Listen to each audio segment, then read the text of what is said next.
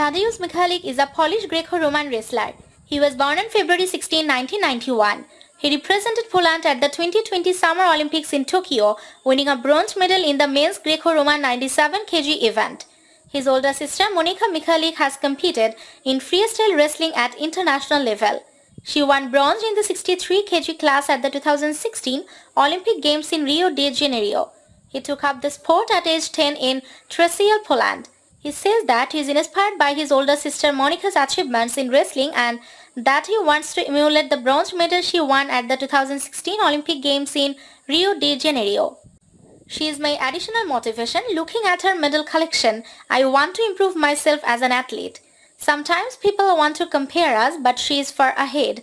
She is and always will be my role model.